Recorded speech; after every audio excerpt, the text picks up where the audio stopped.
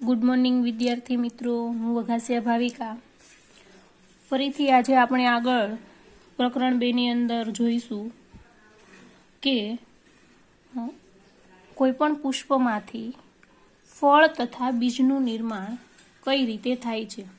આ ચેપ્ટરનો આખો સારાંશ છે એ આપણે ટૂંકમાં સમજીશું. તો સૌપ્રથમ આપણે જોઈએ કે કોઈપણ વનસ્પતિનું પુષ્પ છે એ પુષ્પ અહીંયા તમને માની લો કે જાસૂદનું પુષ્પ આપ્યું છે, જેને આપણે દ્વિલિંગી પુષ્પ કહીએ છીએ. આપણે અગાઉ પ્રકરણ 1 ની અંદર જોઈ ગયા હતા કે દ્વિલિંગી પુષ્પ એટલે કે જે પુષ્પની અંદર સ્ત્રી કેસર અને પુંકેસર બંને એક જ વનસ્પતિના પુષ્પ પર આવેલું હોય છે. તો હવે આપણે આ ચેપ્ટરની અંદર જોઈશું કે કોઈપણ પુષ્પની અંદર રહેલું પરાગાશય અને સ્ત્રી કેસર એટલે કે પરાગાસન, પરાગવાહિની અને અંડકોશ, આ બંને ભાગને આપણે નર પ્રજનન તંત્ર અને માદા પ્રજનન તંત્ર તરીકે ઓળખતા હતા. હવે ત્યારબાદ વાત કરીએ કે પરાગાશયની અંદર લઘુ બીજાણુધાનીનું નિર્માણ થાય છે. ઘણી વખત લઘુ બીજાણુધાની પુંકેસર તરીકે પણ ઓળખાય છે. એવી જ રીતે સ્ત્રી કેસર ચક્રને મહાબીજાણુધાની તરીકે પણ ઓળખવામાં આવે છે. સ્ત્રી કેસર પ્રજનન તંત્રનો જે ભાગ છે એ મહાબીજાણુધાની અંડકનું નિર્માણ કરે છે, અંડાશયની અંદર અંડકનું નિર્માણ કરે છે. લઘુ બીજાણુધાનીની અંદર પરાગરજનું નિર્માણ થાય છે. જે પરાગરજ એ અંડાશયની અંદર અંડક જે બને છે એના ભ્રૂણપુટની ઉપર સ્થાપિત થાય છે. જ્યારે લઘુ બીજાણુધાનીમાંથી ઉત્પન્ન થયેલ પરાગરજ એ અંડાશયની અંદર રહેલું જે ભ્રૂણપુટ બને છે એ ભ્રૂણપટની અંદર સ્થાપિત થવાની જે ક્રિયા છે એ ક્રિયાને આપણે પરાગનયન તરીકે ઓળખીએ છીએ. વિદ્યાર્થી મિત્રો, ધોરણ 9 અને 10 ની અંદર તમે પરાગનયનની વ્યાખ્યા સાંભળી હશે કે પરાગનયન એટલે કે જ્યારે પુષ્પના પરાગાશયમાં રહેલું પરાગરજ એ સ્ત્રી કેસરના પરાગાસન પર સ્થાપિત થવાની જે ક્રિયા છે એને પરાગનયન કહેવામાં આવે છે. એટલે કે પરાગરજનું પરાગાસન પર સ્થાપિત થવાની પ્રક્રિયા, જેને પરાગનયન કહેવામાં આવે છે. ત્યારબાદ વિદ્યાર્થી મિત્રો આપણે ભણીશું કે પરાગનયનની પ્રક્રિયા થવા માટે ઘણા બધા વાહકો જરૂરી હોય છે, જેવા કે જૈવિક વાહકો, અજૈવિક વાહકો. જૈવિક વાહકોની અંદર જોઈએ તો કે કીટકો છે, ઘણા બધા પક્ષીઓ છે, મનુષ્યો છે, જેના દ્વારા પરાગનયનની પ્રક્રિયા શક્ય બને છે. એવી જ રીતે આપણે અજૈવિક વાહકોની વાત કરીશું તો અજૈવિક વાહકોની અંદર હવા, પવન વગેરે દ્વારા પરાગનયનની પ્રક્રિયા થાય છે. ત્યારબાદ આપણે ચર્ચા કરીશું કે પરાગરજ સ્ત્રી કેસર આંતર સંબંધો, એટલે કે જ્યારે પરાગરજનું પરાગાસન પર સ્થાપિત થાય છે ત્યારે પરાગનયનની પ્રક્રિયાનો શું ફાળો રહેલો છે, કઈ કઈ પ્રક્રિયાઓથી એની અંદર પરાગરજ છે એ સ્ત્રી કેસર સુધી પહોંચે છે. ત્યારબાદ આપણે વાત કરીશું કે બેવડું ફલન. અહીંયા તમે જોઈ શકો છો, બેવડું ફલન એટલા માટે કીધું છે કે પરાગરજ છે એ સ્ત્રી કેસરની અંદર 2 વખત ફલન દર્શાવે છે. એટલે કે પરાગરજ સ્ત્રી કેસરના અંડકોષના 2 કોષો ઉપર ફલન દર્શાવે છે, તેથી તેને બેવડું ફલન કહેવામાં આવે છે.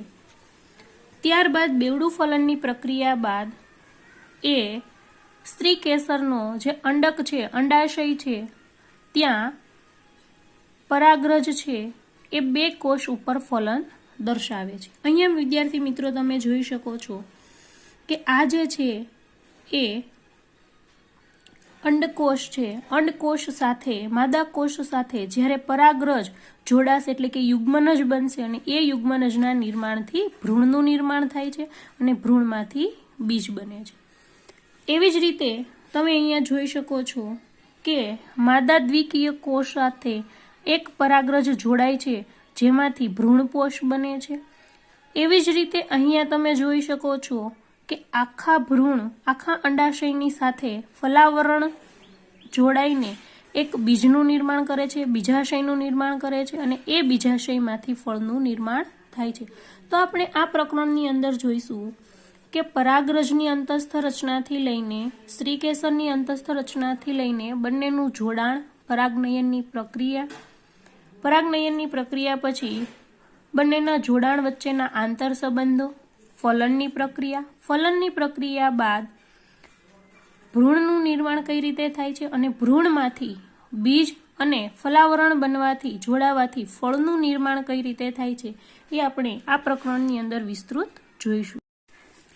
ત્યારબાદ વિદ્યાર્થી મિત્રો આપણે જોઈએ કે પુષ્પના ભાગો। હવે આપણે અગાઉ જોઈ ગયા છીએ કે પુષ્પના મુખ્યત્વે 4 ભાગોમાં લાક્ષણિક પુષ્પને વિભાજિત કરવામાં આવે છે। એવી જ રીતે અહીંયા આપણે જોઈએ કે પુષ્પને 2 ભાગમાં વિભાજિત કરવામાં આવે છે, એક છે વંધ્ય ભાગ અને એક છે ફળદ્રુપ ભાગ। વંધ્ય ભાગની અંદર વજ્રચક્ર અને દલચક્રનો સમાવેશ થાય છે।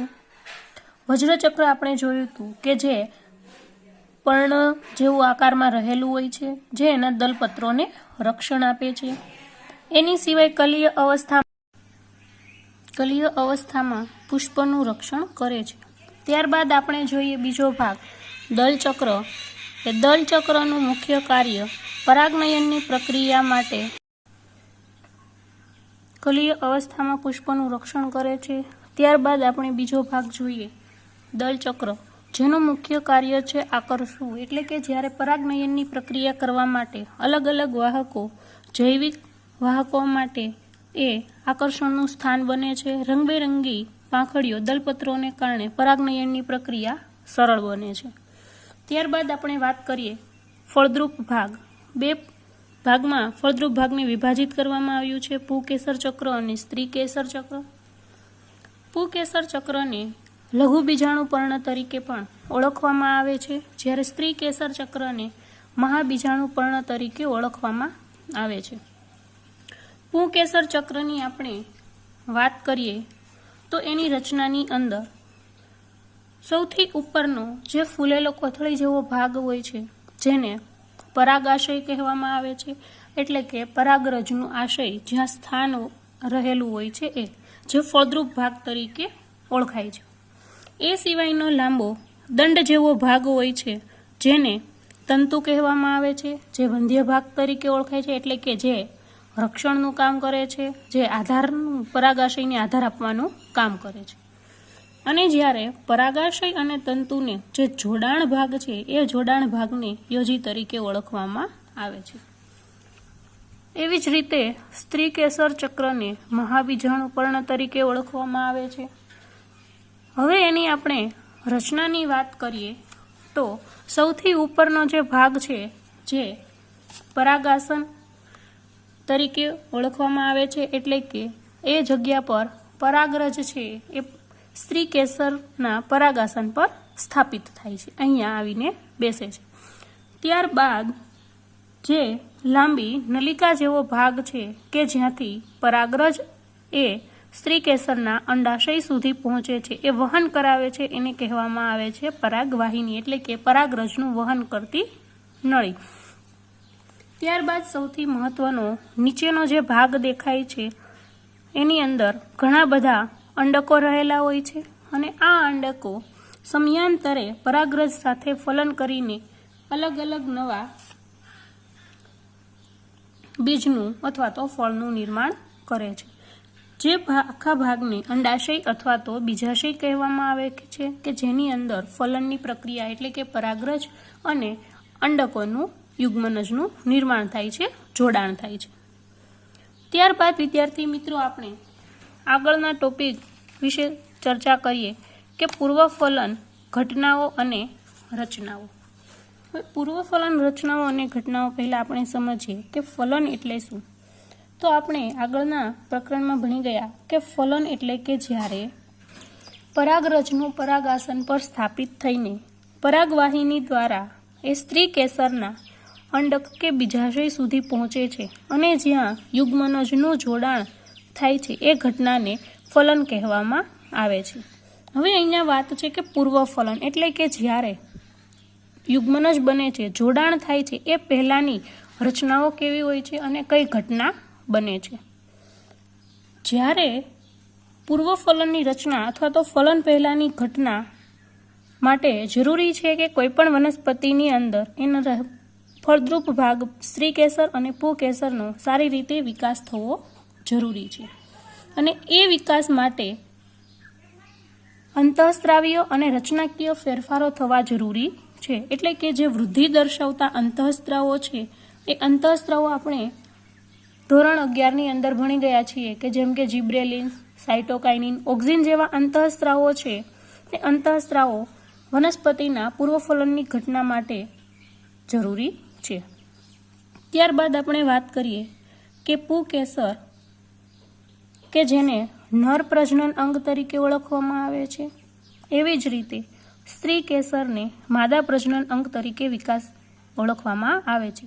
જ્યારે નર પ્રજનન અંગ તરીકે ત્યારે ઓળખવામાં આવશે કે જ્યારે પુંકેસર એ પરિપક્વ બની અને ફલનની ક્રિયા દર્શાવવા માટે જરૂરી હશે અથવા તો યોગ્ય બનેલ હશે. ત્યારબાદ આપણે જોઈએ કે પુષ્પકલિકાઓ જોડાઈને પુષ્પ વિન્યાસનું નિર્માણ કરે છે અને એ પુષ્પ વિન્યાસ જોડાઈને પુષ્પ બને છે અને એ પુષ્પના બે ફળદ્રુપ ભાગ એટલે કે સ્ત્રીકેસર અને પુંકેસર આ બંને ફળદ્રુપ ભાગથી પરાગ પ્રજનનની ક્રિયા થવાથી નવો સજીવામાંથી ઉત્પન્ન થાય છે. તો આની અંદર યાદ રાખવું જરૂરી છે કે પૂર્વફલન રચનાઓ માટે અંતઃસ્ત્રાવીય અને રચનાકીય ફેરફાર થવા જરૂરી છે. વનસ્પતિનો જો સારો એવો વિકાસ હશે તો એના નર પ્રજનન અંગ અને માદા પ્રજનન અંગ સારી રીતે વિકાસ પામી શકશે તો જેના કારણે નવો સજીવ ઉત્પન્ન થવાની પ્રક્રિયા છે એ સરળ બનશે. ત્યારબાદ વિદ્યાર્થી મિત્રો આપણે વાત કરીશું કે લાક્ષણિક પુંકેસરની રચના એટલે કે એની આંતરિક રચના કેવી આવેલી હોય છે. તો આપણે આગળ જોયેલું કે બાહ્યકાર રીતે પુંકેસરની રચનામાં 3 ભાગો વિભાજિત થયેલા છે. એટલે કે પરાગાશય કે જ્યાં પરાગરજનું આસન હોય છે કે જેમાંથી પરાગરજ ઉત્પન્ન થાય છે. ત્યારબાદ એનો જે આધાર સ્તંભ છે એટલે કે તંતુ જે લાંબો, પાતળો અને દંડ જેવી રચના ધરાવે છે અને જેનો નિકટવર્તી છેડો છે એ થોડો ફૂલેલો હોય છે અને દલપત્ર સાથે અથવા તો પુષ્પાસન સાથે જોડાયેલો હોય છે.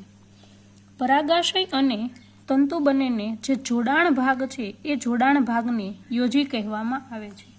ઘણી વખત યોજીનું જે સ્થાન છે, જોડાણ સ્થાન છે એ પરાગરજના અંતિમ ભાગ અથવા તો એના મધ્ય ભાગ સુધી જોડાયેલો રહે છે. ત્યારબાદ આપણે પરાગાશયનો આડો છેદ લઈને એની આંતરિક રચનાની વાત કરીએ તો અહીંથી જોતા માલુમ પડે છે કે પરાગાશયને 2 ખંડમાં વિભાજિત કરવામાં આવે છે જેથી પરાગાશયને દ્વિખંડી પણ કહેવામાં આવે છે. હવે જ્યારે દ્વિખંડી પરાગાશયની અંદર જોઈએ તો 2 અલગ અલગ ખંડની અંદર 4 નાના નાના કોટરો આવેલા હોય છે જેની સંખ્યા 4 છે. ત્યારબાદ જોઈએ કે બંને ખંડની મધ્ય ભાગની અંદર જે આયામ ખાંચ રહેલી છે એ આયામ ખાંચના આધારે પરાગાશય 2 ખંડોમાં વિભાજિત થાય છે. ત્યારબાદ આપણે લઘુ બીજાણુધાની પણ કહેવામાં આવે છે.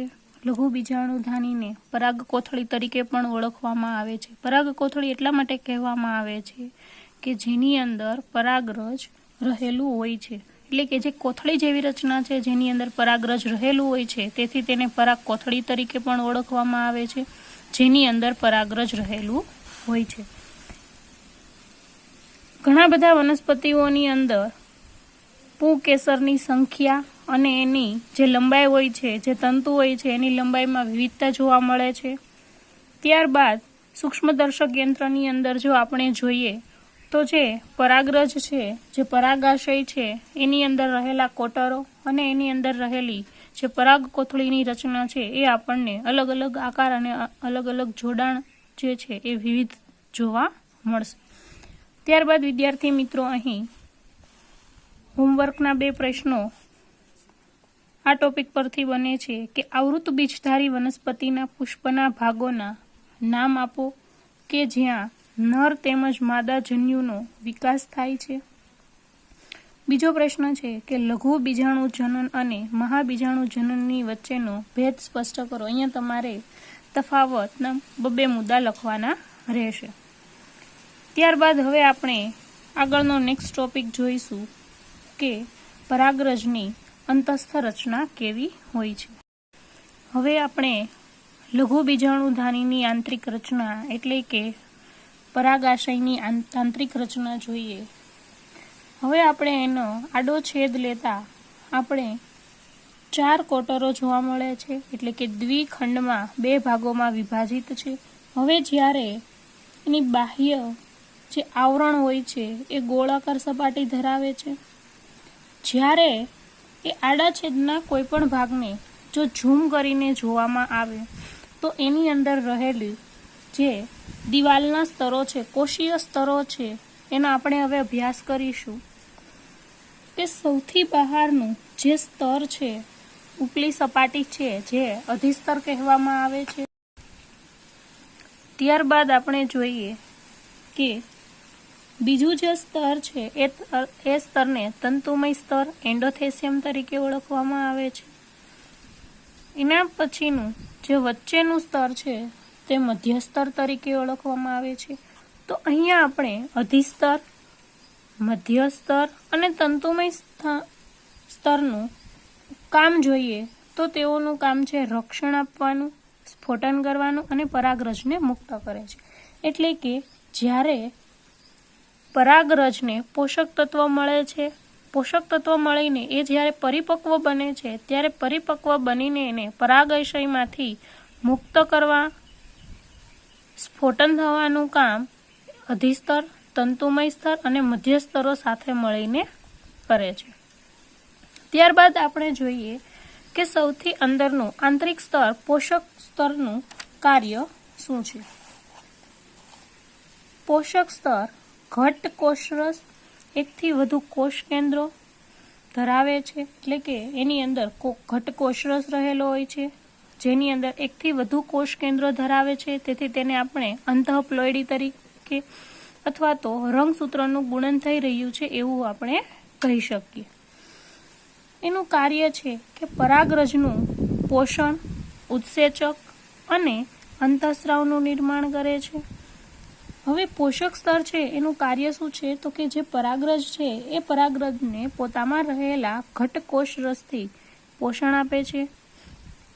પરાગરજનું સ્ફોટન થવા માટે, પરિપક્વ બનાવવા માટે ઘણા બધા ઉત્સેચક અને જે અંતઃસ્રાવ જરૂરી છે એનું નિર્માણ કરે છે. વિશિષ્ટ પ્રકારના પ્રોટીન ઉત્પન્ન કરે છે અને પરાગરજની સંગતતા નક્કી કરે છે. અહીંથી તમને પ્રશ્ન પૂછાઈ શકે કે પરાગરજની અથવા તો લઘુ બીજાણુધાનીની અંદર પોષક સ્તરનું મહત્વનું કાર્ય જણાવો અથવા તો પોષક સ્તરની ઉપયોગિતા જણાવો. ત્યારબાદ આપણે જોઈએ કે તરુણ પરાગાશયનો આડો છેદને અંદર દિવાલનો અભ્યાસ કર્યો. ત્યારબાદ હવે આપણે જોઈશું કે સ્ફોટન પામતું પરિપક્વ પરાગાશય એટલે કે જ્યારે પરાગાશયની અંદર જે પરાગ કોથળી હતી એમાંથી જ્યારે પરાગરજ પરિપક્વ બને છે ત્યારે એ પરિપક્વ બનેલું પરાગરજ અધિસ્તર એટલે કે સૌથી બહારના સ્તર દ્વારા કઈ રીતે એ બહાર આવે છે. તો અહીંયા તમે જોઈ શકો છો કે સૌથી બહારનું જે સ્તર છે એ અધિસ્તર છે, અંદરના જે સ્તર છે એ મધ્ય સ્તર છે અને આ 4 કોટરો છે. હવે જ્યારે 4 કોટરોની અંદર જે પરાગ કોથળીઓ છે એ પરાગ કોથળીઓની અંદર પરાગાશયની અંદર પરાગરજ પરિપક્વ બને છે અને અસંખ્ય નાના નાના પરાગરજ છે એ મુક્ત થાય છે.